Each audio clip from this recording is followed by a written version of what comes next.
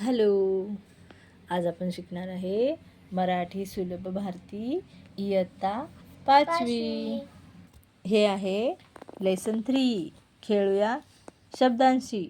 हे आहे इझी. ह्याच्यामध्ये काहीच नाही आहे, फक्त तुम्हाला ते बघायचे आणि त्यानुसार त्यांचे फोटोवरून अक्षरं ओळखायचे. हे तुम्हाला इझी आहे, हे तुम्हाला समजावून सांगण्याची गरज नाही. आता आपण शिकणार आहोत लेसन नंबर 4. ही पिसे कोणाची कोणाविषयी चाललेलं आहे ही स्टोरी? आता सांग बरं. ही आहे पिसांची स्टोरी. पिसांची स्टोरी म्हणजे ही एक मुलगी आहे. काय करते ही? पीस म्हणजे काय? पिस म्हणजे कबूतर, नाहीतर कोणचा पण पक्षी, त्यांचे पंख. पिसे. ही मुलगी काय करते इकडे? ही मुलगी आता इकडे पिस उचलते. पाण्यात? नाही, मग शेताती. हे बघा, करड्या रंगाचे एक कबूतर दिसले. करड्या रंगाचे म्हणजे कोणत्या रंगाचं? करड्या म्हणजे ग्रे कलरचं. एक काय दिसलं? कबूतर दिसलं. त्याला पाहून मीनूला काय वाटलं? हे पंख कोणाचे आहेत? म्हणजे तिला इथून सुरुवात होते. मिनीचे घर कुठे होते? शेतात होते. ती खेळता खेळता घरापासून काय झाली? दूर झाली. तिला काय दिसलं? दोन पिसं दिसली. दोन पिसं दिसले. तिने ती पिसं काय केली? उचलली. तिला ती पिसं कशी झाली? आवडली. तिला वाटत कोण दिसलं? कोंबडी दिसली. मीनूला काय वाटलं? ही पिसं नक्कीच कोंबडीची असणार, म्हणून तिने काय केलं? कोंबडीला विचारलं. काय विचारलं सांग बरं? कोंबडी बाई, ही पिसं तुझी आहेत का? कोंबडी ताई, ही पिसं तुझी आहेत का? ही पिसं तुझी आहेत का? कोंबडीने काय केलं बघ? कोंबडीने काय केलं? नीट निरखून पाहिलं. नाही ग बाई, ही पिसं कोणाची नाही, माझी नाहीत असे म्हणून कोंबडी कुठे गेली? पुढे गेली. तिच्या घरात गेली. तिच्या घराला काय बोलतात? खुराडा. तिच्या घराला कोणाची बरं आहेत ही पिसं? आता ही मीनू काय विचार करते? अरे कोणाची आहेत ही पिसं? असे म्हणून मीनू काय केलं? एका झाडाजवळ गेली. तिला त्या झाडावर पांढऱ्या करड्या रंगाचे कबूतर दिसले. तिला त्या झाडाजवळ काय दिसलं? पांढऱ्या आणि करड्या रंगाचं कबूतर दिसलं. त्याला पाहून मीनूला वाटलं, याची तर नाही ती पिसं. तिने कबुतराला विचारलं, कबूतर दादा, ही पिसं तुझी आहेत का? कबूतर म्हणाले, नाही ग बाई, ही पिसं माझी नाहीत. मग ती काय म्हणते? कोणाची बरं आहेत ही पिसं? या विचारात मीनू काय झालं? पुढे निघून गेली. समोरून आपला पिसारा सावरत मोर येत होता. पिसारा सावरत म्हणजे काय? पिसारा सावरत म्हणजे खूप मोठी पिसं आहेत. असं वाकडं तिकडं चालत हळूहळू नीटनेटका येत होता. दिसतो का हा? त्याची एटदार चाल म्हणजे काय असतं? एटदार चाल म्हणजे काय असतं? ॲटिट्यूडमध्ये चालणं, स्टाईलमध्ये चालणं, मी खूप छान आहे असं दाखवणं, म्हणजे एटीमध्ये चालतो तो. त्याची एटदार चाळ आणि रंगीबेरंगी लांब सडक पिसारा. खूप मोहक दिसत होता. म्हणजे काय? खूप सुंदर दिसत होता. त्याने आपल्या हातातील पिसे निरखून पाहिली. निरखून म्हणजे काय? नीट पाहिली, जवळून पाहिली. ही पिसे नक्कीच मोराची नाहीत. हे तिला काय जाणवलं? हे कोणाला जाणवलं? मीनूला. ही पिसं नक्कीच कोणाची नाही आहेत? मोराची नाही आहेत. तरी तिने मोराला विचारले, अरे मोरा, ही पिसं कोणाची आहेत? हे तुला माहीत आहे का? मोराने पिसाचे निरीक्षण केले. तो म्हणाला, ही तर बदकाची आहेत.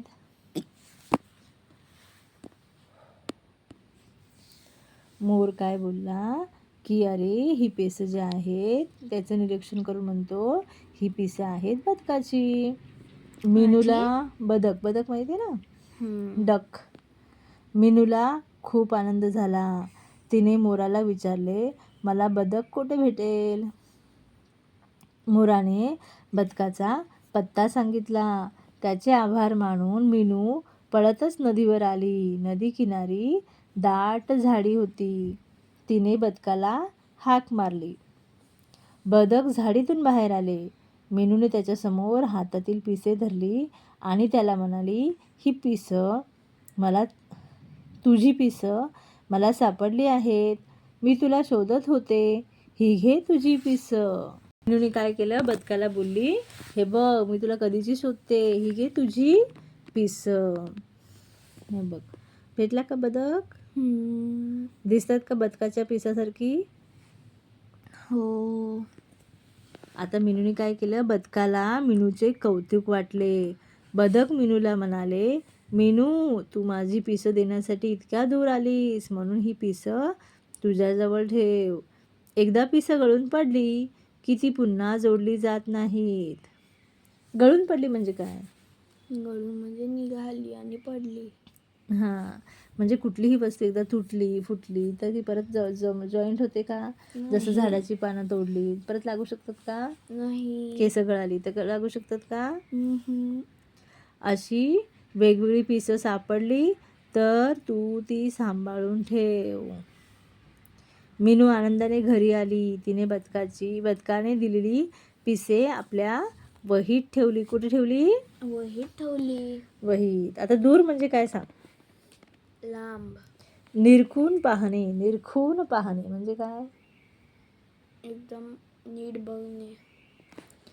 लक्षपूर्वक पाहणे. मोहक. मोहक म्हणजे सुंदर. सुंदर. आता पटापट प्रश्नांची उत्तरं सांग. मिनूचे घर कोठे होते? शेताजवळ होते. मिनू कोणाकोणाला भेटली? मिनू पहिले हे एका कोंबडीला, मग एका कबुतराला, मग एका मोरला आणि मग बदकाला. मिनूला बदकाचा पत्ता कोणी सांगितला? मिनूला बदकाचा पत्ता मोरांनी सांगितला. पिसे कोणाची होती? पिसे बदकाची होती. बदकाने मिनूला काय सांगितले? बदकाने मिनूला सांगितले की एकदा पिसं गळून गेली तर ती परत जुळत नाही, म्हणून ही पिसं तूच सांभाळून ठेव.